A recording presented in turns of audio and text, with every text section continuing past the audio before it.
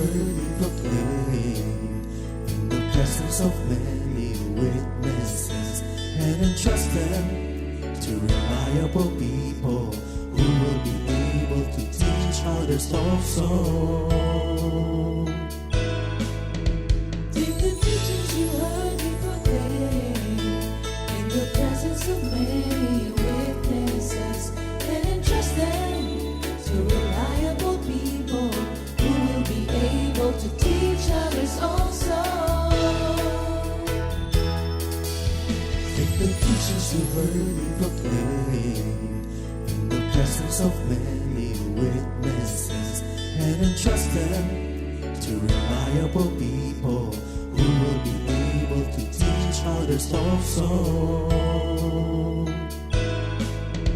Take the teachings you heard me proclaim in the presence of many witnesses, and entrust them to reliable people who will be able to teach others also. 2 Timothy 2:2. Hallelujah, 2 Timothy 2:2. Praise the Lord. 2 Timothy 2:2. You and me, let us proclaim the gospel. 2 Timothy 2:2.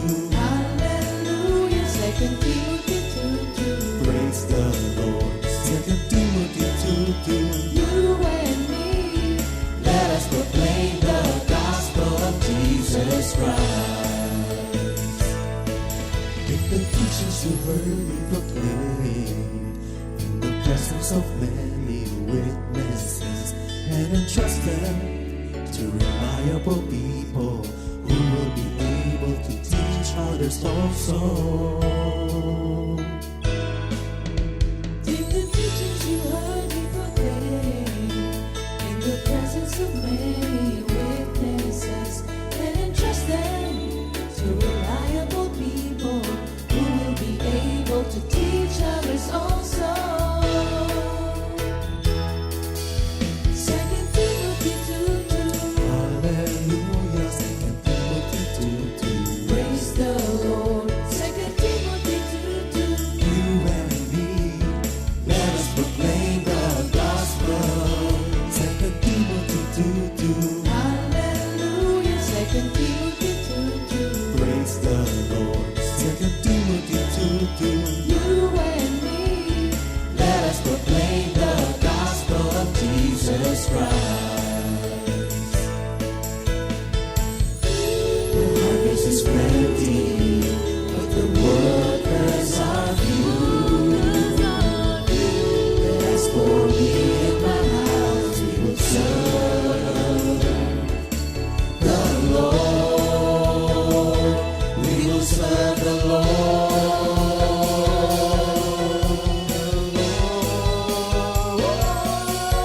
2 Timothy 2:2. Hallelujah. 2 Timothy 2:2. Praise the Lord. 2 Timothy 2:2.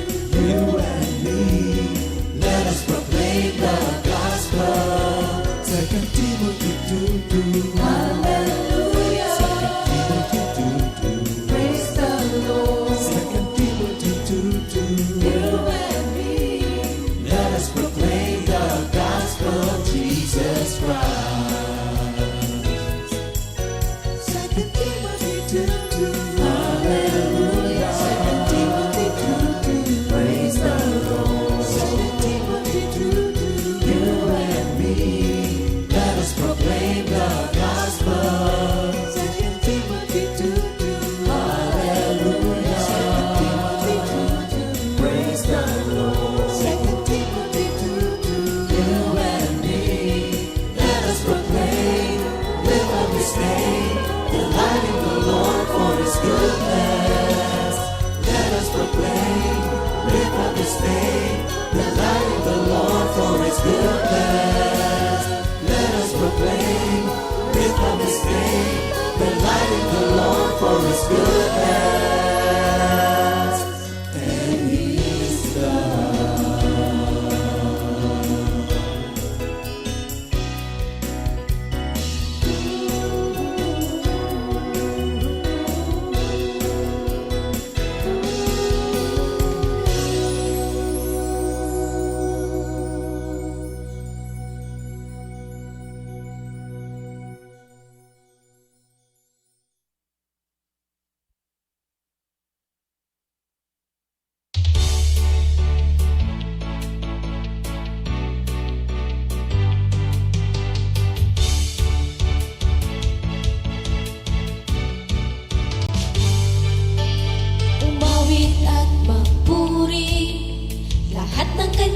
nilikha, ang buhay kong taglay sa Kanya nagmula. Ang buhay ko ngayon, binago niyang lubos, kaya't ako'y magpapasyang sumunod kay Jesus.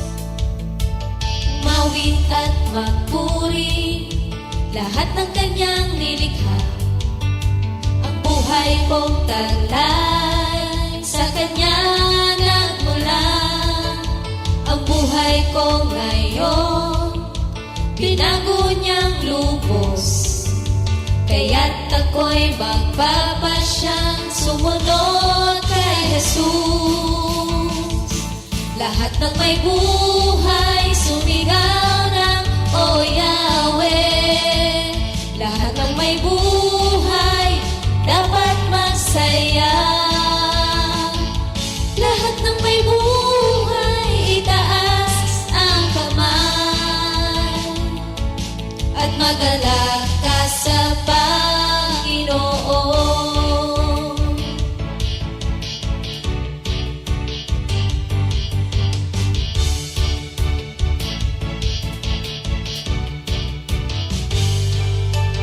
Umawit at magpuri lahat ng Kanyang nilikha, ang buhay kong taglay sa Kanya nagmula.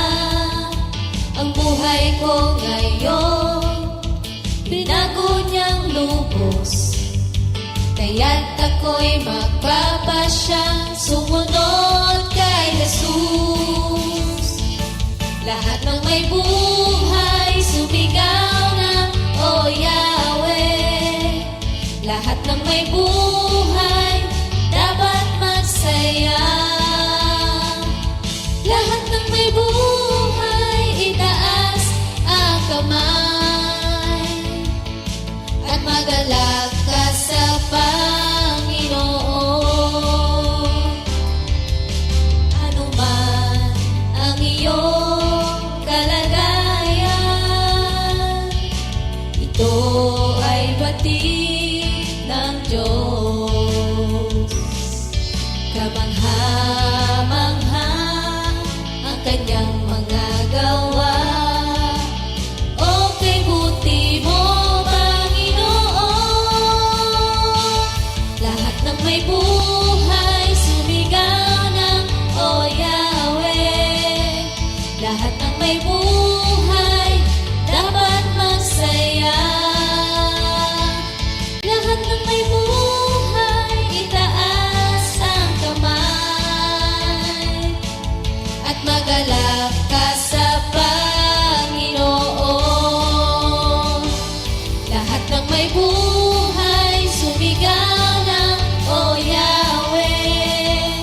Lahat ng may buhay, dapat masaya. Lahat ng may buhay, itaas ang kamay at magalak ka sa Panginoon. At magalak ka sa Panginoon. At magalak ka sa Panginoon.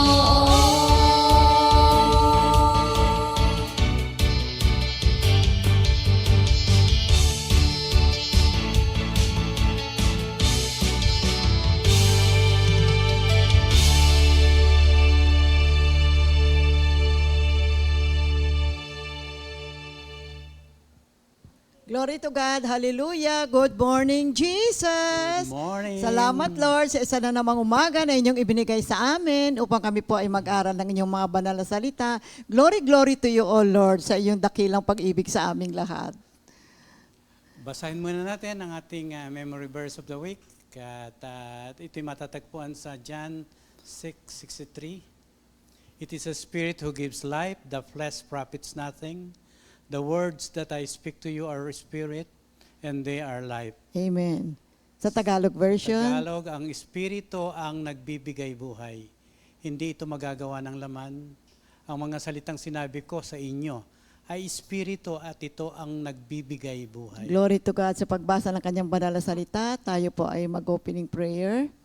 Diyos na dakila at Diyos na mapagmahal, sa umagang ito, lubos kami nagpapasalamat sa another privilege na binigay mo sa amin upang makapagbigay ng banal na salita sa ating mga kapatid sa Kompi. Muli, ang banal na espiritu, ang ating katuwang, ang ating partner sa ating paghahayag ng mabuting balita.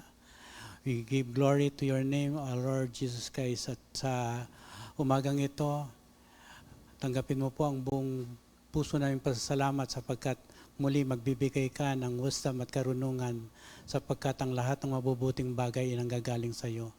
Kaya sa umagang ito, Lord, mangusap ka at kami patuloy na makikinig at ipoproklama ang iyong mabuting balita to the ends of the world. In Jesus' name we pray. Amen. Glory, glory to you, O Lord. Salamat po sa isa na namang umaga. Tunay kang dakila. Ang pag-ibig mo sa amin ay laging bago.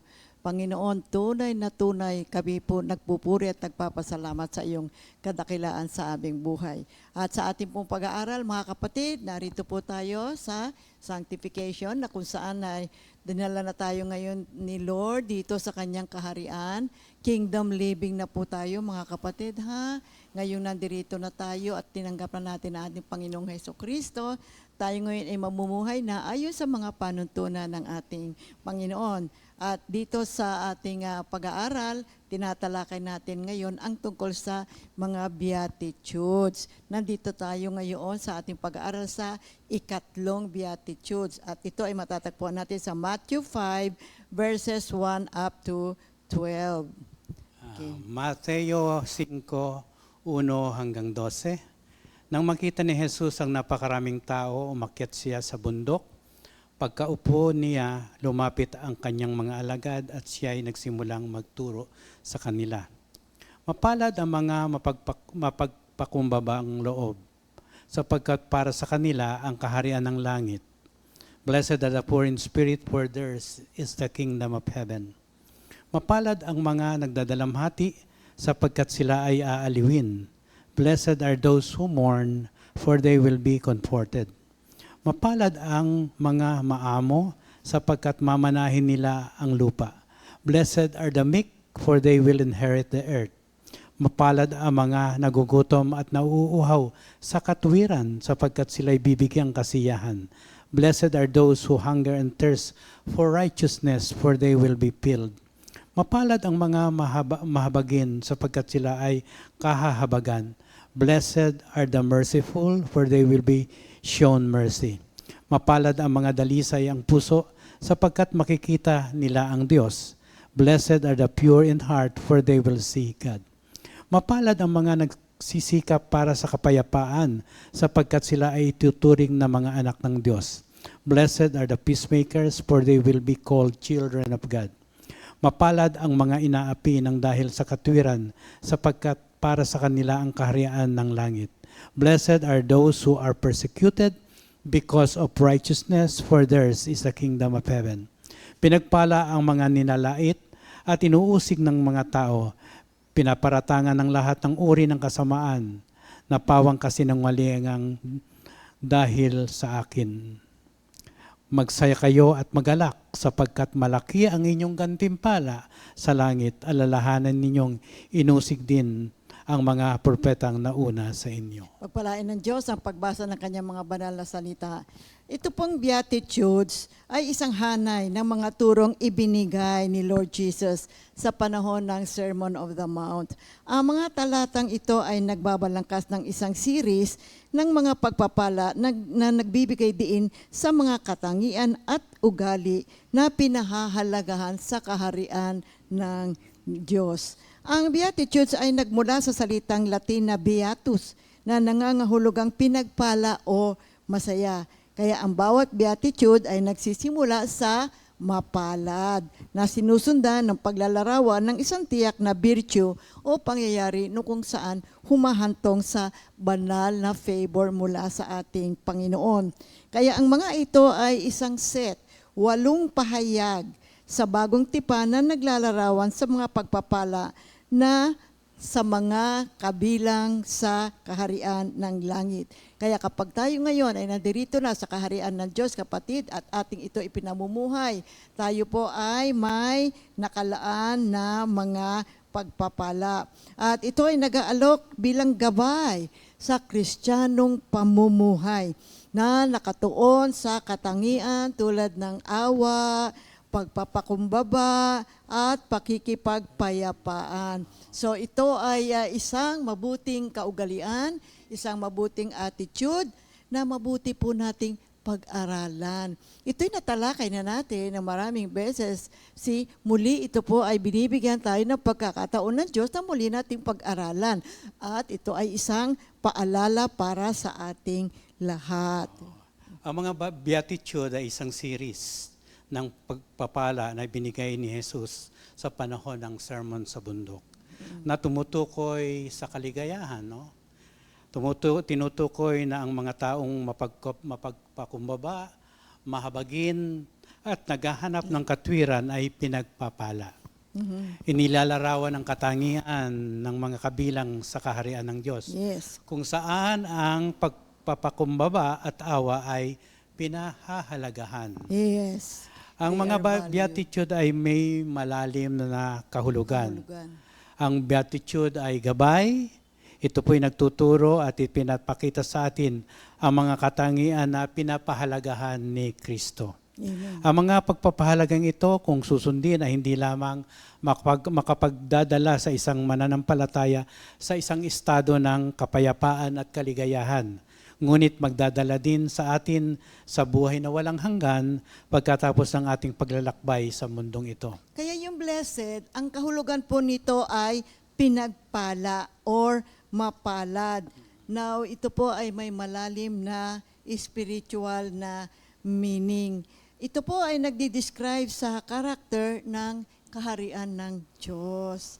Hindi lang ho ito isang listahan or a list of do's and don'ts, my dear people of God. Pero ito po ay naglalarawan ng uri ng buhay na nakapaloob sa kaharian ng ating Panginoon. Now, this is the way that followers or believers in the kingdom of God should live. Kaya yung bawat isang beatitude ay may kanya-kanyang virtue. So, tulad ng poor in the spirit, ano ibig sabihin nito? Ito po ang mga taong they realize na kailangan nila ang Panginoon, na sila ay talagang wala. Nandun sila sa stage ng kawalan. Kaya ang kanilang naiisip, they are poor in spirit, kailangan ko ang Diyos. Yun namang morning, ito po ay nagigrieve, nagdadalamhati sa kanilang pagkakasala at sa kanilang mga kasalanan. At dito, sa beatitude na ito, ay mayroong kaaliwan na ipinangako. Yun namang meek, ay ito ay yung gentle and humble at hindi ito madaling magalit. Yung hunger and thirst for righteousness, ito naman po yung mga tao na talagang nagkakaroon ng malalim na pagnanasa ng katotohanan, ng tama, what is right and what is just. At yun namang merciful, ito po yung mga taong nagpapakita ng compassion at pagpapatawad sa ibang mga tao. At meron namang tinatawag na the pure in heart. Ito po yung mga taong mayroong ganap at sincere, undivided heart. Sila ay mayroong puso na nandoon yung taimtim na pagnanasa na bigyan ng kaluguran ang Diyos. At merong tinatawag din ng mga tao na peacemakers.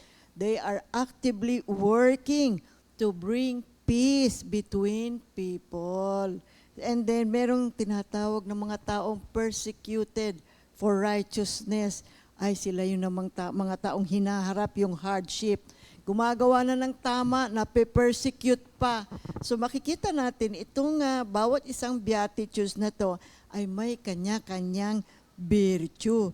Pero bakit nga ba itong pag-aaral ng beatitudes ay importante? Oo. Bakit mahalaga ito?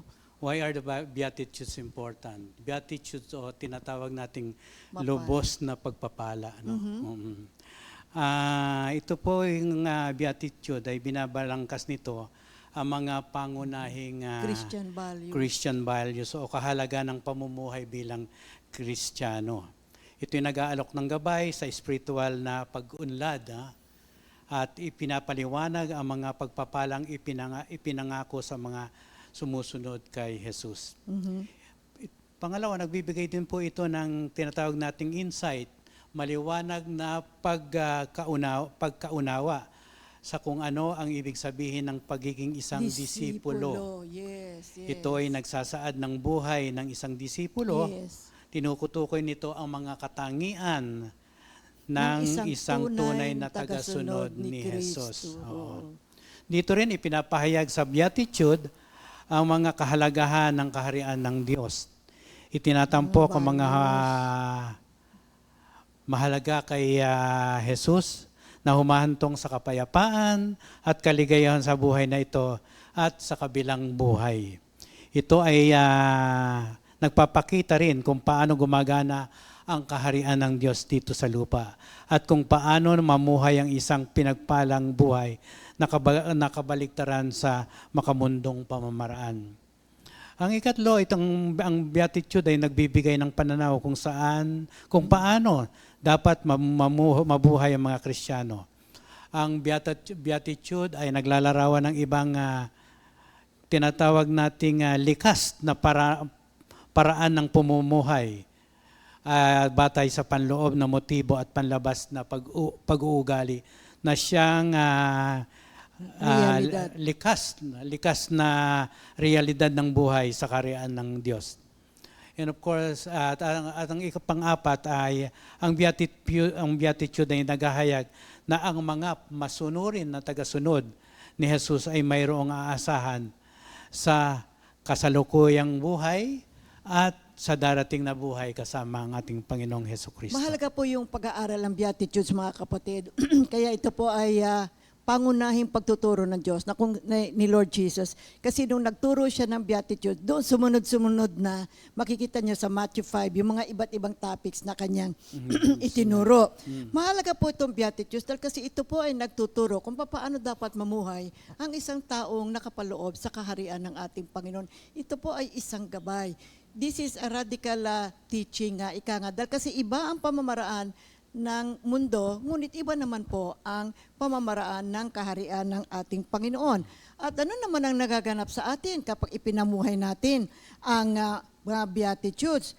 Ito po ay, tulad na nabanggit ko, gabay po ito, kapatid, para tayo po ay magkaroon ng isang maunlad na spiritual life.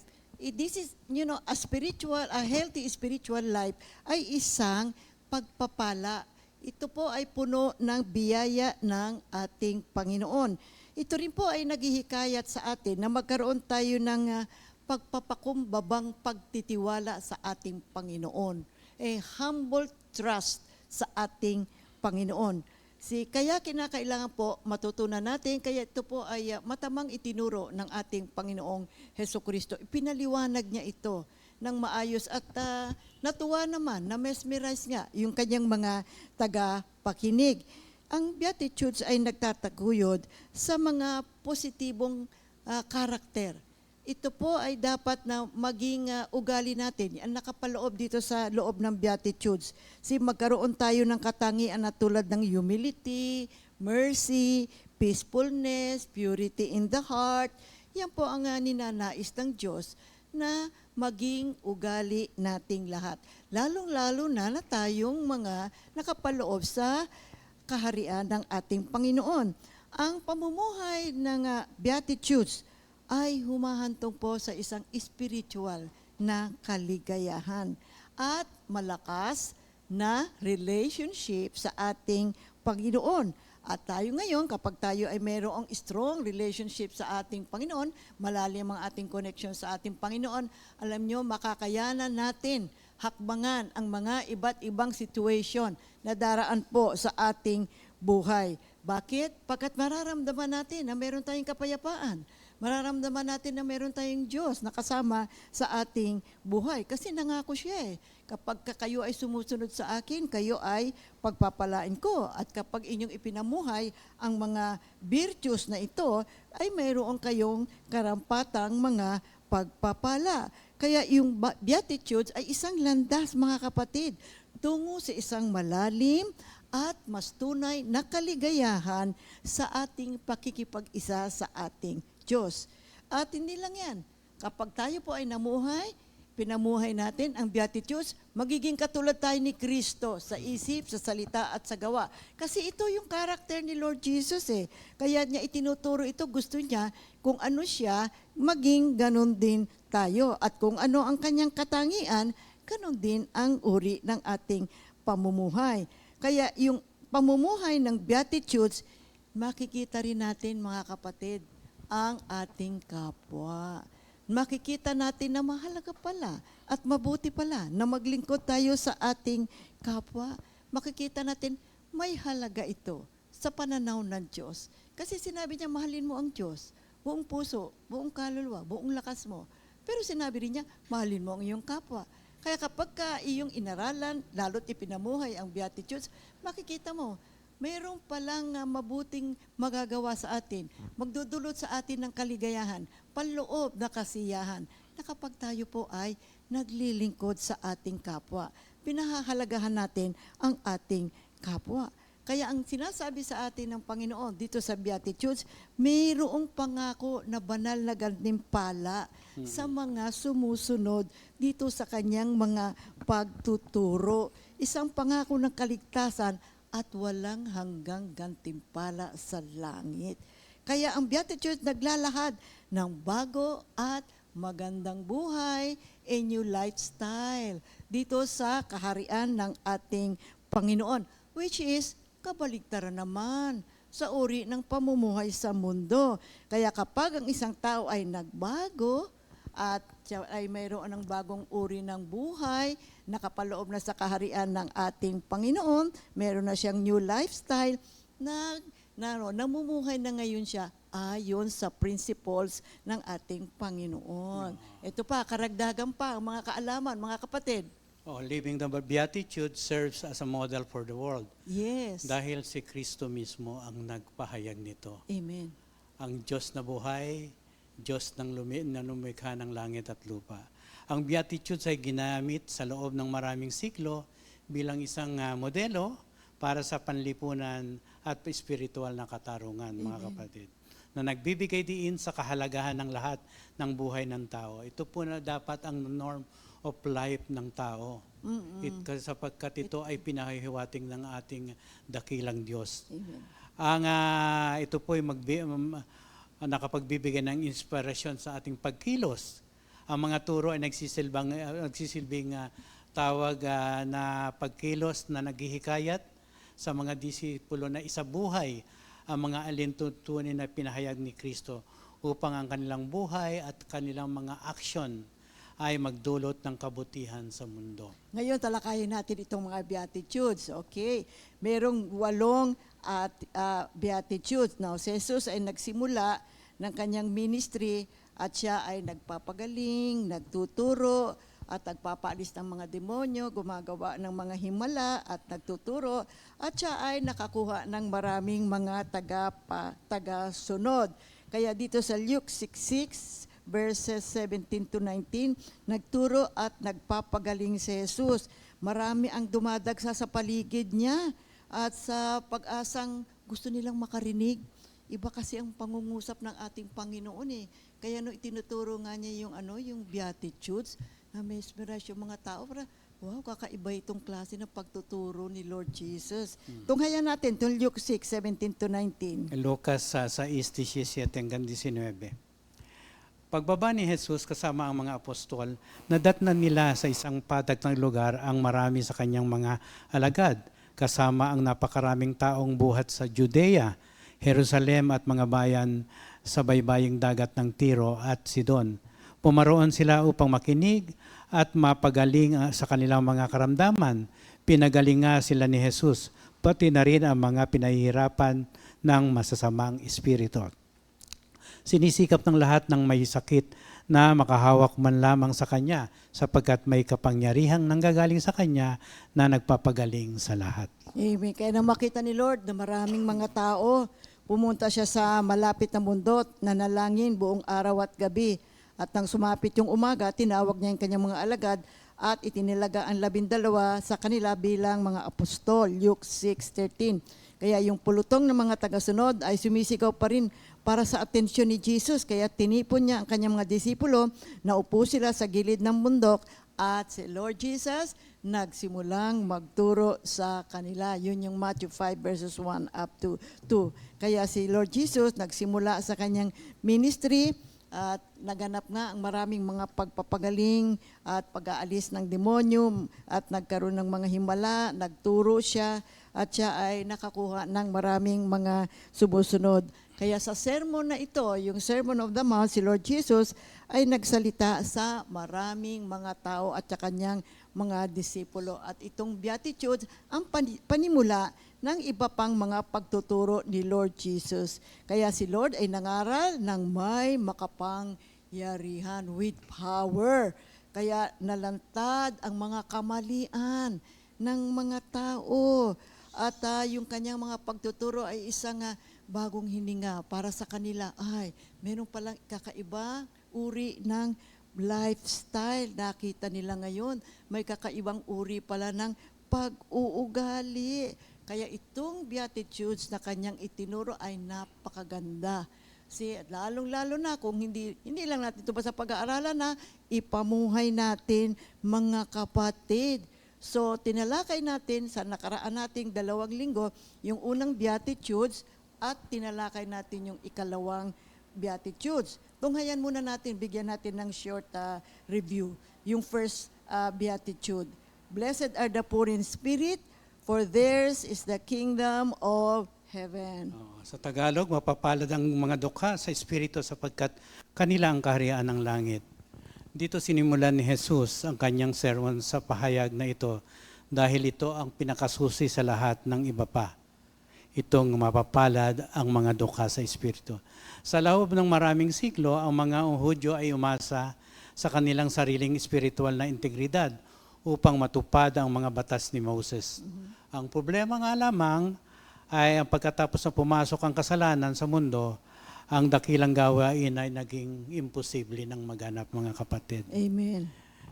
Ang ibinigay ni Jesus ang kanyang mga sa mga tagapakinig niya ang mga susi sa kaharian ang mga susi sa kaharian sa pamamagitan ng unang pahayag nito. Ito ang sinasabi nating mapalad ang mga dukha sa espiritu sapagkat sa kanila ang kaharian ng langit. Dito sa pamamagitan ng pagtatalaga ng ganitong katangian o pamamaraan kung saan ang espiritu ng tao ay sinasabi niya mabubuhay muli kung kayo'y aasa sa akin, no? Ang dalawang bagay ang dapat nating maintindihan dito sa sinasabing blessed are the poor in spirit, yung tinatawag nating broken spirit. Ito po ay nagpapahiwatig ng overwhelmed ka with sorrow and humility and being completely open to God. Ibig sabihin, walang said ka pagdating sa spiritual na buhay. Kaya nga, kailangan ito completely open ka sa Panginoon. Masasabi mo sa Kanya, Lord, ito pong aking nasa sa loob, internal state. Hindi ko po na makakayangan, kaya I hunger for you. And wala na po ang aking self-will o ang aking tinatawag na pride. At nire-recognize ko na ang pangangailangan ko ay sa iyo lamang. Amen. At ang pangalawa, yung tinatawag nating contrite heart, no? Mga kapatid, napaka-importante ito. Means to be genuinely penitent and deeply regretful for sins. It involves acknowledging the seriousness of one's actions and agreeing to God about their sin without shifting or blaming others or seeking to cover them up, mga kapatid. Ito po yung sinasabing dalawang bagay na napaka-importante na sinasabi dito sa unang Beatitude. Amen. At ito pong ang mga dukha sa espiritu ay nakadarama po sila ng malalim na pakiramdam ng espiritual na paghihirap. At nauunawaan nila ang kawalan nila sa harap ng Panginoon. Tandaan po natin mga kapatid, till we are poor in spirit, we are not capable of receiving grace from God. Till we are capable in spirit, we are not capable of being devoted to the Lord. Ibig sabihin, kailangan maging open lang tayo sa ating Panginoon na talagang kailangan natin siya pagdating sa mga spiritual na pangangailangan natin. Ang second beatitude po ay, blessed are those who mourn, for they will be comforted. Mapalad ang mga nagdadalamhati sapagkat sila ay aaliwin. Mga kapatid, ang tunay na pagluluksa ay hindi lamang yung basta nagmumorn ka, kundi nagmumorn ka dahil sa iyong kasalanan. Ang mga tagapakinig ni Lord Jesus ay hindi stranger sa pagdadalamhati. Sila naman ay dumanas din ng matitinding trahedya at kahirapan sa kanilang buhay. At alam nila kung ano ang ibig sabihin ng pagluluksa. Ngunit ang ibig sabihin po natin sa ating pag-aaral ay yung mga nagdadalamhati dahil sa kasalanan. Kapag kinikilala at tinatanggap natin at tayo ay nagdadalamhati sa kalagayan ng ating makasalanang puso, ay kailangan po humingi tayo ng tawad sa Diyos at matatanggap natin ang kaaliwan ng ating puso mula sa ating Panginoong Heso Kristo. Ang ating makadiyos na kalungkutan ay umaakay sa atin sa pagsisisi. Mababasa natin yan sa 2 Corinthians 7:9 up to 11. Kaya yung pagpapala ay hindi sa lahat na nagdadalamhati, kundi sa mga nagdadalamhati dahil sa kanilang kasalanan. At sila ay maaaliw sa pagkatuklas ng kanilang kasalanan na kung saan ihihingi ng tawad, sila na may patatawarin at makatatanggap ng kapatawaran sa Diyos. Ay nako, napakadakilang aliw ang iyong mararanasan, kapatid. So yan yung first at saka second beatitude. Dito naman tayo ngayon sa third beatitude na kung saan ito ang bibigyan natin ng focus sa ating pag-aaral ngayong umaga. Yung third beatitude, blessed are the meek, for they will inherit the earth. Sa Matthew 5 verse 5. So yung Hebrew word? Ang Hebrew word po dito sa meek ay Anab. anab, A-N-A-B, as in victory, no? Ito pong ikatlong pagpapala o beatitude, ang sabi rito, mapapalad ang maaamo sapagkat mamanahin nila ang lupa. Amen. Kung ikaw makaririnig nito mga kapatid, di ba, nung binanggit ito ni Jesus sa mga salitang ito, para bang nakagugulo ng isip, no? Nakalilitong isipin. Ang maamo, magmamana ng kalupaan. Tandaan po natin, ang mundo nila po noon ay tinatawag nilang Caesars of the Rome of Empire, wherein it is ruled by force and armies.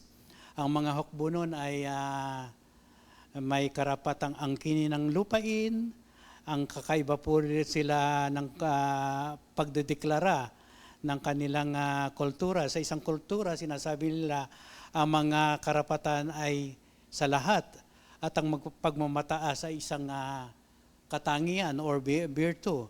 Ang tatak ng kaamuhan ay tila isang insulto na nagmumungkahi ng kahinaan, mga kapatid. Mapalad na maaamo sapagkat sila ang magmamanang ng lupain. Ang maamo ay kadalasang nauugnay sa kahinaan. Sa katunayan, ang pinakamalapit na kasing kahulugan ng maamo ay mapagpakumbaba. Yes. Ayon sa Merriam-Webster Dictionary, ang kabaliktaran ng maamo ay egotistical o tinatawag nating mayabang, makasarili, labis na mapagmataas, at pagkakaroon o paglalahad ng labis na pakaramdam ng sariling kahalagan o kakahayahan. Ang pagiging mapagkumbaba ay pagkakaroon ng balansing pagtingin sa sarili. Ito po'y pag-amin sa mga depekto sa pagkatao, habang kasabay nito ay tinatanggap ang mga kaloob ng banal na espiritu. Kasama rin dito ang kakayahang umamin, kapag tayo ay mali at maging handang gumawa ng mga pagbabago. Pagbabago. Sa Santiago 4:10, ang sabi ng salita ng Panginoon, magpakumbaba kayo sa harapan ng Panginoon at itataas niya kayo. Humble yourselves in the sight of the Lord and He will lift you up. Yung maamo, hindi ibig sabihin nito ay pagiging passive. Ano ba yung passive? Without active response or resistance. Ang kasama sa kaamuan ay isang maayos at mapagpakumbabang kamalayan, si mindfulness sa kung ano ang ginagawa natin at walang control sa ibang situations or circumstances. We are mindful, ibig sabihin, of what is happening around us. You see, kaya ayon sa mga salita ng ating Panginoon, nakasisiya sa puso ng ating Diyos ang isang taong mapagpakumbaba o may meekness sa kanyang character. Kaya yung Colossians 3 verse 12, kaya nga dahil kayo'y hinirang ng Diyos, minamahal niya at pinipili para sa Kanya, dapat kayo maging mahabagin, mabait, mapagpakumbaba, mahinahon, at mapagtiis. Sa English version, therefore, as God's chosen people, holy and dearly loved, clothe yourselves with compassion, kindness, humility, gentleness, and patience. So yan ang gusto ni Lord, na tayo ay magkaroon ng ganyang klase ng character. Kaya itong meekness na binabanggit ng ating Panginoon at ito rin ang kanyang uri ng buhay, no? Isa na sa buhay ito ng ating Panginoon, hindi ho ito kahinaan. Pinili ni Lord Jesus na siya ay mamatay sa krus para sa kapatawaran ng maraming mga tao. Yun po ay pagsunod sa kalooban ng ating Panginoon at ibinuhos niya, ibinigay niya ang kanyang sarili, mamatay sa krus para tayo ay maligtas, mapatawad sa ating mga kasalanan sa pamamagitan ng kanyang pagiging maamo o pagiging humble sa will ng ating Panginoon. Naganap po ang kaligtasan ng maraming tao. Kaya sino man ang tumanggap kay Lord Jesus, siya po ay mapapatawad sa kanyang mga kasalanan, John 3:16, at makatatanggap ng buhay na walang hanggan. Kaya yung Philippians 2:6-11. Pilipos 2:6-11, kahit taglay niya ang kalikasan ng Diyos, hindi niya ipinagpilitang manatiling kapantay ng Diyos. Sa halip kusa niyang binitiwan ang pagiging kapantay ng Diyos at namuhay sa isang alipin. Ipinanganak siya bilang tao at nang siya'y maging tao, nagpakumbaba siya at naging masunurin hanggang kamatayan, maging ito man ay kamatayan sa krus. Dahil dito siya ay lubusang itinaas ng Diyos at binigyan ng pangalang higit sa lahat ng pangalan. Sa gayon, sa pangalan ni Jesus ay luluhod at magpupuri ang lahat ng nasa langit, nasa lupa at nasa ilalim ng lupa. At ang lahat ay magpapahayag na si Jesucristo ay Panginoon sa ikalululhati ng Diyos Ama. Amen. So blessed are the meek, for they shall possess the earth. So ano naman ang ibig sabihin nito? Sa kanina tilalakay natin na ang Yung Hebrew meekness. word ng meek ay anab. Sa Greek naman po, ang meaning ng Greek ay prous. Praus. Praus. P-R-O-U-S. No, P-R-A-U-S. Praus, yes. P-R-A-U-S. Was used to refer to domesticated animals. This word does not refer to a wild, unruly animal. It refers to a strong and powerful horse or an ox that was trained and disciplined so that it could be controlled by a woman. By By a human rather. The word Greek used in Matthew 5:5 refers to a strong person who is under control. A God-controlled person. Ang taong maamo ay isa na nagpapasakop hindi sa kanyang sariling kalooban o sa kalooban ng mundo, kundi sa dakila at mapagbiyayang kalooban ng Diyos. Ang mapagpakumbaba ay tatanggap ng higit na dakila kaysa sa mayabang at mapagmataas. Ang maamo ay hindi lamang nagtatamasa ng higit na buhay sa lupa dahil sa kanilang kakayahang tinatawag nating makontento, ngunit sila ay nagmamana at magmamana at magtatamasa ng lupa pagkatapos ng pagbabalik at matagumpay na pagpasok ni Jesus. Basahin natin itong Proverbs 22:4, Kawikaan 22:4, ang paggalang at pagsunod kay Yahweh at ang kapakumbabaan ay nagbubunga ng yaman, buhay at karangalan. Kaya yung salitang maamo, mga kapatid, ay madalas na katumbas or misinterpreted. You know, sometimes nami-misinterpret to ng mahiyain o kaya passive o walang kapangyarihan. Hindi ho yun meekness, hindi ho yun kaamuan. You see, ang maamo ay hindi isang mahinang tao.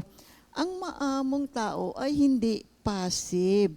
Ang isang tao na naglagay ng kanyang pananampalataya at pagtitiwala kay Hesukristo ay nagiging maamo sa harap ng Diyos. Ngunit, makapangyarihan, matapang sa harap ng mundo at sa harap ni Satanas, sa harap ng kasalanan, sa makasalanang mundong ito, dahil alam niya na meron siyang kakayahan, meron siyang kapangyarihan to overcome sin na nagmumula sa biyaya ng Diyos. Kasama niya ang Diyos sa kanyang buhay. Kaya mayroon siyang katapangan sa kanyang buhay. Kaya ang kaamuan, hindi kahinaan. Ito ay lakas na nasa ilalim ka ng kontrol ng ating Panginoon. Kontrolado tayo ng Diyos. God is with us. God helps us. So, God is fully aware of what is happening to us. At nandoon yung kanyang pagkalinga sa atin, pagtulong sa atin. At dahil sa ating pagiging meek, mapagpakumbaba, dito ay nagpapahayag na nagtitiwala tayo sa ating Diyos na tayo ay kanyang tutulungan. At bibigyan niya tayo ng lakas para mahakbangan natin, madaanan natin ang mga iba't ibang sitwasyon ng buhay. Kaya according to Merriam-Webster Dictionary, yung meek, sabi niya, enduring injury with patience and without resentment. Sa Bible dictionaries, itong idea ng meekness ay nagsasaad naman na mayroon kang kapayapaan, kalmado ang iyong kaluluwa. You see, dahil kasi kasama mo ang Diyos, alam mong kasama mo ang Diyos. Kaya yung meek na tao, hindi yan easily provoked or irritated, kundi siya ay submissive sa banal na layunin ng Diyos at hindi siya mapagmalaki, hindi siya self-sufficient. At sa Baker's Evangelical Dictionary, yung meekness naman, ibig sabihin, siya ay connected sa ating Panginoon. Kaya meron siyang malayo na pananaw sa lahat ng bagay. Hindi siya short view. Ika nga, meron kasing mga ibang tao, ang pananaw sa buhay, maigsi, kaya magagalitin. Madaling mainis. Hindi ba malayo? Alam Hindi niyo, mahaba ang pisi. mahaba ang PC is patient. Di ba? bagay. Kundi pag iba yung, meron kang foresight, malayo ang pananaw mo eh. Ang understanding mo is malayo. Dahil kasi, kasama mo si Lord because God gives you the wisdom. Hindi ka nagpapadala sa isang bagay na... Maraming mga tao kasi madali lang silang mainis, magalit kasi, ay, pag mayroong sitwasyon, ganito agad ng kanilang iniisip. Kapatid, alam nyo, kapag kasama natin si Lord, God is our wisdom. Pray muna kay Lord, di ba? Kaya yung meekness, hindi ho yan nagmumula sa takot, ha? It doesn't come from fear. Ito po ay isang It comes matatag from na pundasyon, no? Nagmumula sa isang matatag na pundasyon sa inyong relasyon, sa iyong trust, sa iyong faith sa ating Panginoon. Oo, tama. That's why, tahimik ka eh. Ano man ang mangyari, andyan si Lord. Lord, alam mo nangyayari. Diba? Cool lang ako. Ganoon po mga kapatid. Oo, hindi naman ibig sabihin passive ka, di ba? No, sinasalamin nito ang isang tao na nakatutok sa Diyos. No? Nakatutok ka sa Diyos. Nakatingin ka. Nakatingin ka at kayang tiisin ang hindi patas na pagtrato at kawalang katarungan ng may biyaya. You are able to withstand.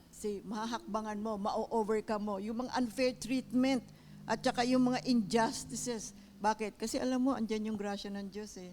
Kaya nakakayanan natin, tatahimik tayo, patuloy pa rin ang panalangin, pero hindi naman ibig sabihin talaga na tahimik ka ha, mga kapatid. ha. May panahon din na, alam mo, no, sasabihin natin, may panahon din na kailangan pong sabihin natin ang katotohanan, mga kapatid. Kaya yung development of meekness, yung pag-unlad natin sa kaamuan, ay isang kasanayan po yan. Nakapaloob dyan yung patience, yung understanding, at listen first before you speak. Diba? Sinasabi sa atin, makinig ka muna, huwag kang sasalita ng salita at seek to comprehend. Alamin mo muna ano ba mga nangyayari sa kapaligiran.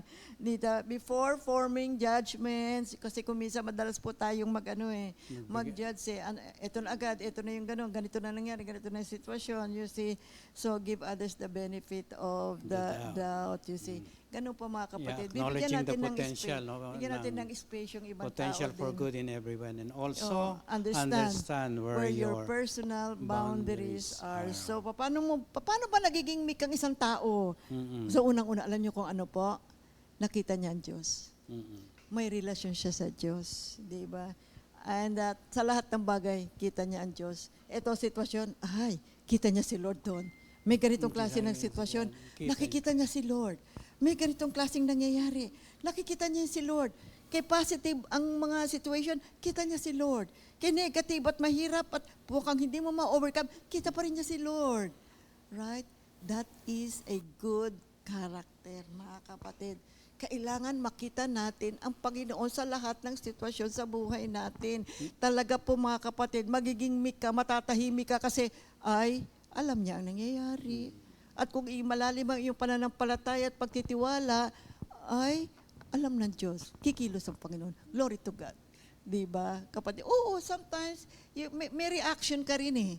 Magre-react ka rin eh. But then, it will not take you a long time. You won't stay there for a long time. Bakit? Andiyan pala si Lord. Lord, andiyan ka pala. Glory to God, Lord, samahan mo ako. May drama ako sa buhay ko. Ganito ang drama ko ngayon. Samahan mo ako. Di ba? Kay ganda. Kaya itong ang salitang kaamuan o maamo ay nagmumungkahi ng isang tao na labis na natuwa at nagtagumpay sa kadakilaan ng Diyos, na itinuturing niyang walang kabuluhan ng kanyang buhay, ngunit malugod niyang ibinibigay ito alang-alang sa pag-ibig. Ibig sabihin, ito pong meekness combines goodwill toward mankind and reverent obedience toward God. Kapag pinagsama mo itong meekness and goodwill, ang sangkatauhan ay magiging magalang sa pagsunod sa Diyos, mga kapatid. Amen. At masasabi mo sa buhay mo, masasabi, bakit ganyan ang attitude mo? Tinuman mo ng sitwasyon mo, mukhang heavy talaga, Bakit ganyan ang attitude mo? Para bang baliwala lang sa'yo?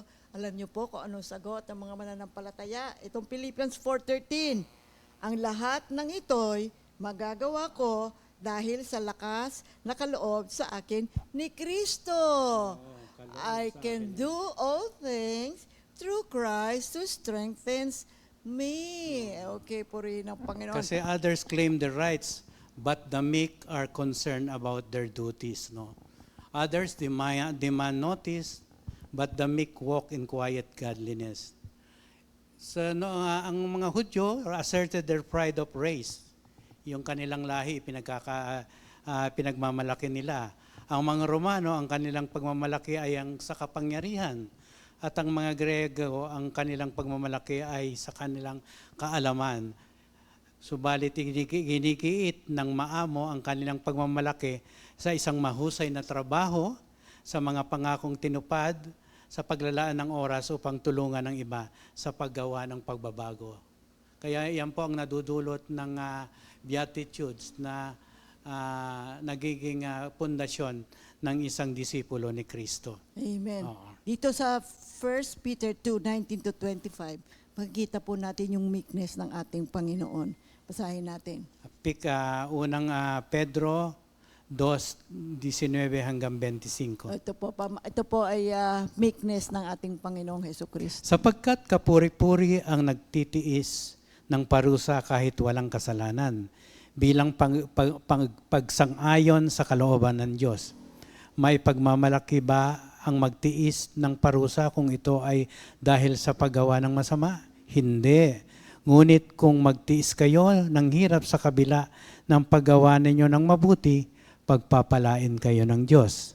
Ang pagtitiis ng hirap ay bahagi ng pagkatawag sa inyo ng Diyos, sapagkat nang si Kristo ay magtiis para sa inyo, nag-iwan siya sa inyo ng isang halimbawa na dapat ninyong lubos na tularan. Hindi siya gumawa ng anumang kasalanan o nagsinungaling kailanman. Nang siya'y insultuhin, hindi siya gumanti ng insulto. Nang siya'y pahirapan, hindi siya nagbanta. Sa halip, ipinaubayan niya ang lahat sa Diyos na makatarungan kung humatol. Sa kanyang pagkamatay sa krus, pinasan niya ang ating mga kasalanan upang tayo'y mamatay na sa kasalanan at mamuhay ng ayon sa kalooban ng Diyos. Sa pamamagitan ng kanyang mga sugat, kayo'y pinagaling, sapagkat kayo ay tulad ng mga tupang naligaw, ngunit ngayoy nanumbalik na upang sumunod sa pastol at tagapag-alaga ng inyong mga kaluluwa. So ano yung mga keywords dito? Tingnan natin sa Oo. verse 21. Mga mahalagang salita. Basahin ko itong katalata 21 na binasa ko kanina. No? Ang pagtitiis ng hirap ay bahagi ng pagkatawag sa inyo ng Diyos, sapagkat nang si Kristo ay magtiis para sa inyo, nag-iwan siya sa inyo ng isang halimbawa na dapat ninyong tularan, lubos na tularan. So, Ano? how can you suffer for doing what is right and take it patiently? Di ba? Wala namang kasalanan ng ating Panginoon, ngunit siya ay nagdusa. Nagdusa, oo. Well, hindi naman niya na-deserve yung kanyang tinanggap. Hindi niya deserve po, mga kapatid, ang kamatayan. And then, hindi naman siya nag-retaliate. Hindi siya, di ba, ininsulto siya, pero hindi naman siya gumanti ng insulto. Namatay siya upang mapatawad tayo sa ating mga kasalanan. At nag-resurrect siya upang magkaroon tayo ng empowerment, in-empower tayo sa pamamagitan ng banal na Espiritu Santo. Kaya makita natin yung meekness ng ating Panginoon. Binata niya ang hirap. Kapatid, masunod niya ang panuntunan ng ating Diyos Ama sa langit. Kaya yung isang meek na tao, ang kanyang pagkatao ay puno ng pananampalataya at nakikita niya ang Diyos na kumikilos ng magiting at siya ay walang kakayanan. At sapagkat wala siyang kakayanan, sinasabit niya yung kanyang sarili sa panuntunan ng ating Panginoon. Kaya yung isang meek na tao, nagpo-proclaim, sinasabi niya, alam niya na ang Diyos ay magiting at siya ay wala, kaya ang kanyang panalangin, not my will, but let thy will be done. He submits to the will of God. He submits to the will of the Heavenly Father. Yan ang ginawa ng ating Panginoon. At hindi lang yan, hindi na nakikipag-argue. Right? At sa tulong ng Banal na Espiritu, gumagalaw sa ating buhay, siya nagbibigay sa atin ng wisdom, ng kalakasan, upang matupad natin ang kagustuhan ng ating Diyos Ama sa langit. Kaya ang isang meek na mananampalataya, he is a person being led by God. Kontrolado siya ng Diyos, di ba? Ika nga ang ating awitin, ang lakad ng mabuti, di ba? Ang lakad ng mabuti ay utos ng Diyos. So, yun ang ating panalangin. At yun ang ating, awitin. Ang lakad ng matuwid. Yun ang ating awitin, mga kapatid. Kaya, kailangan the steps of the good man is ordered by the Lord. You see, yan po ang galaw, kilos ng isang maamong mga tao. Kaya Psalm 37 verse 3, it says, trust in the Lord and do good. Kaya yung pananampalataya, kailangan po natin, mga kapatid. Kaya yung isang maamong tao, yung meek person, nagtitiwala sa Diyos. Meaning to say, nire-rest niya sa Panginoon ang lahat ng kanyang mga alalahanin. He entrusts everything, His will, His plans, di ba? Sabi nga ng Proverbs 16:1, 3 and 9, di ba? Entrust mo lahat sa Panginoon, ang lahat ng iyong mga plano. At yung meek na tao, alam niyo, ang kanyang buong pagkatao, ini-entrust niya na sa Panginoon. Nilalagay niya na ang kanyang buong pagkatao sa ating Panginoon. Alam niya ang kanyang kahapon, ang kanyang kawalan, alam din niya ang kabuhayan ngayon, kabuhayan niya ngayon, at ang kinabukasan niya, sinasalalay na sa ating Panginoong Diyos That's why siya po ay mayroong maganda, maayos at matibay na relasyon sa ating Panginoon. Kaya yung isang maamong tao, mahaba ho yung kanyang pananaw sa buhay, matyaga siya. Kaya yung pag-unlad ng kaamuan, isang kasanayan ng may patience. You seek to learn, you seek to understand, you comprehend. So yung meek in the Bible means being spiritually mature enough to restrain yourself in certain situations. Diba? Kailangan po talaga minsan ng pagpipigil, lalo na ngayon. Ano ba mga nangyayari sa kapaligiran natin? Naku po, minsan magagalit ka pa talaga, mapapakomment ka. Kapag hindi ka maingat, naku, baka naman hindi na maganda yung mga comments na inilalabas natin, mga kapatid. So manalangin tayo at magpakumbaba tayo sa ating Panginoon. So ano ba ibig sabihin nung they will inherit the earth naman? Ano ibig sabihin nun? Kasi tinalakay natin yung blessed are the meek. Ngayon naman talakayin natin, they shall inherit the earth. Ano ba ibig sabihin nito sa Tagalog? See, ang mga mananampalataya, may kakayahan silang tamasahin ang mga pagpapala ng buhay dito pa lang sa lupa. So meaning to say, dito pa lang mga kapatid, enjoy ka na. Enjoy ka na sa lahat ng mga blessings ng ating Panginoon. Dumadaloy na ang mga pagpapala ng ating Panginoon. See, merong mga panloob na kakayahan. Yon, yung mga inner strengths natin mga kapatid. Magiging matyaga tayo. Meron tayong mga inner strength. See, kapag ikaw po ay pinamumuhay mo ang Beatitudes, true, totoo to kapatid, you will have inner strengths. Kasi magiging matyaga ka sa ilalim ng paghihirap. You will be an overcomer. At yung pagkatao mo, naku kapatid, dyan sa kaloob mo, andun yung malalim na pasasalamat sa ating Panginoon. Kahit na ang mga nagaganap sa iyo ay hindi maganda, maski na negative ang situations mo, marunong kang lumaban. Diba? Sa mga ganyang klase ng sitwasyon. Ang tunay na nagmamana ng lupa, ay hindi maaari silang magapi ng pagkakasala. See, hindi po sila nadadaig ng kasalanan. Oh yes, nagkakamali. Pero kaya po nating mag-say no sa kasalanan. Alam mo yung kasalanan, mandalaya yan. Kung anong mga ginagawa niya, ititempt ka. At kung ano yung kahinaan mo, doon ka pa niya titirahin. Doon ka pa niya ititempt. Kaya ang mga tao, ano sinasabi, papagpakumbaba, they will inherit the earth. Kapatid, you will have the power to say no to sin. Kaya mong itaguyod ang sarili mo. Kaya mong ipagtanggol ang sarili mo. Dito pa lang sa lupa kasi kasama mo na si Kristo. Amen. So narito pa yung mga ibang dahilan, yung ibang reasons why they will inherit the earth.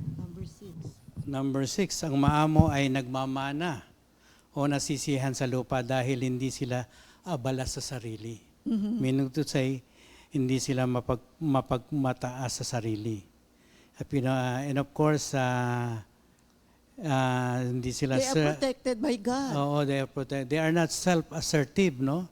Self-conceited and self-promoters. Ibig sabihin, ang Diyos ang kanilang depender sa lahat ng kanilang pamumuhay. Sapagkat ang kanilang buhay, being meek ay isang pamamaraan na utos ng Diyos upang ang ating kawalan ay siya ang magtataas para sa atin. And of course, ang maamo o ang isang meek na tao ay malusog sa harap ng Diyos. They are spiritually healthy. Yan ang ibig sabihin dyan mga kapatid. Gusto natin yan. Gusto natin na tayo spiritually healthy. Habang ang mga proud ay, ang tawag natin, hindi maganda ang kanilang uri ng pamumuhay, mga kapatid, kasi hindi po yan gusto ng ating Panginoon. At saka yung mga maamo, puno po yan ng pananampalataya. Mga kapatid, nabubuhay sila sa estado ng kanilang buhay na may kasiyahan dahil alam nila na kasama nila si Lord. You see? At hindi lang yan, ipopromote ka pa ni Lord. Ano man ang kalalagayan mo. Diba? The Lord will lift you up if you are humble. You see? At ang hindi lang yan, matatag ka sa buhay, malakas sa loob mo. Nandun ang pag-ibig mo sa ating Panginoon, you see? At isusuko mo ang lahat para sa ating Panginoon. Ang pag-asa mo sa ating Panginoon lamang. sa lahat ng sitwasyon, laging nandoon ang panalangin, where will my help come from, nandoon palagi ang pagtawag sa ating Panginoon.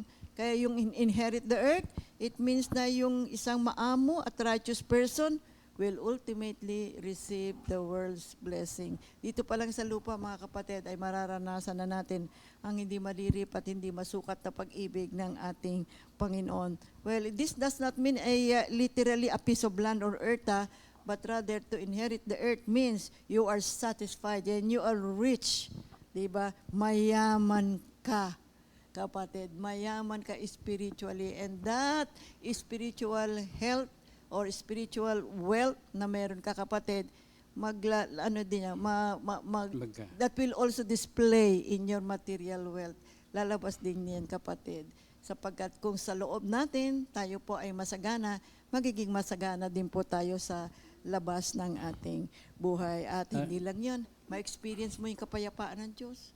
Ay, kailangan natin ng kapayapaan ngayon, mga kapatid. Alam naman ninyo kung anong mga nangyayari sa buong mundo ngayon, di ba? Ang daming nasasaktan, ang daming may sakit, ang daming nangangailangan, ang daming nagrireklamo, ang daming may mga negative comments, ang dami ang walang kapayapaan. So, alam niyo, mahalaga po ang kapayapaan. Isang bagay yan at lagi natin ipanalangin sa ating Panginoon. Bigyan tayo ni Lord ng kapayapaan. And we will be able to produce fruit. Mamumunga po tayo sa buhay natin. And then God will use us in a greater way. Gagamitin tayo ng Panginoon para makapagdala tayo ng marami pang mga kaluluwa. Marami po ang mga matatamasa nating mga pagpapala, mga kapatid, kapag tayo po ay pinamuhay natin ang the Beatitudes. Kaya tayo po ay nagpapasalamat sa Diyos sa napakadakilang panahon na Kanyang ibinigay upang ating pong mapag-aralan muli ang itungkol dito sa Beatitudes. At natalakay na natin yung una, yung pangalawa at ngayon ikatlo. Susundan natin po next week yung ikaapat. Kaya sama-sama tayo pong muli sa next week, mga kapatid, sa ating pagpapatuloy na pag-aaral natin tungkol dito sa kingdom living na kung saan ang ating tinatalakay ngayon naman ay ang tungkol sa the Beatitudes. So praise the Lord, glory to God. Batiin naman natin ngayon ang mga may birthday. Brother Antonio Manigbas, Brother Luis Tison, Brother Raleigh Hernandez, Brother Eman Gilido, Brother RJ Isabella. So happy birthday sa inyong lahat, November 7, 2025.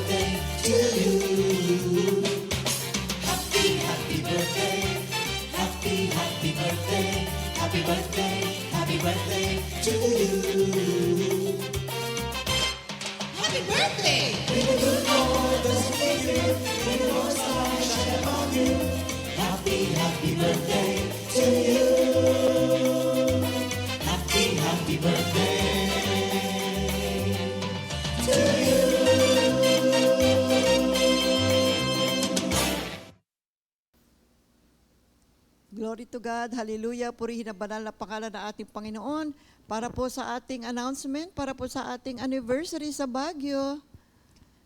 Ito po ang ating mga announcement para sa ating anniversary. Compi Family Affair, 44th year anniversary and early Christmas fellowship on November 29 to 30, 2025 at the Hotel Supreme Mall and Event Center, Baguio City. Our theme for this year's 44th year anniversary is in Psalm 16:11, "In Your Presence, Lord." Deadline of registration and payment is on November 9, 2025. This Sunday na po yan, mga kapatid, ha? For those who paid or pay via GCash, bank transfers or deposits, don't forget to send the screenshots of your payment to Sister Jam Mercado. Things to bring on day 1, November 29, hoodie and activity clothes, cocktail dress and suit. Day 2, November 2, November 30 rather, attire something Christmassy, vibrant and celebrative colors. Bring also exchange gift, according to your generosity. For other details, kontakin lang po si Sister Jam kung may mga questions kayo mga kapatid. Nasa Facebook po natin lahat. Yeah. Mga kapatid. Buksan na lang po natin ang ating Facebook page. At kung meron po kayong mga pangangailangan para po sa inyong sasakyan, kontakin po nyo si Sister Tata Nokum. Marami pong salamat. Magkita-kita tayo magkapatid para po sa ating anniversary sa November 29 and 30. At para po sa ating repeat new song of the week, ang title po, His Love is Eternal, composed by Minister Mario Garcia. And to all and to everyone, maraming salamat Panginoon sa malayang oras na ibinigay mo upang kami po ay makapag-aral ng inyong mga banal na salita. Tunay kang dakila, ang pag-ibig mo sa amin ay walang hanggan. Kaya purihin ka ngayon at magpakailanman sa dakilang pangalan ng aming Panginoong Hesukristo. To each and everyone, God bless. God bless you all mga kapatid.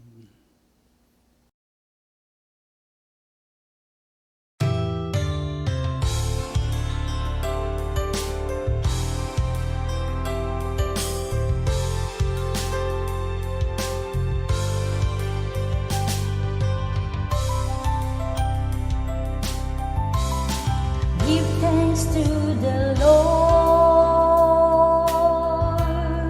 because He is good, and His love is eternal. Let the people of Israel say, His love is eternal. Let the Prince of God say, His love is eternal. Let all who worship Him say, His love is eternal. In my distress, I call to the Lord. He answered me.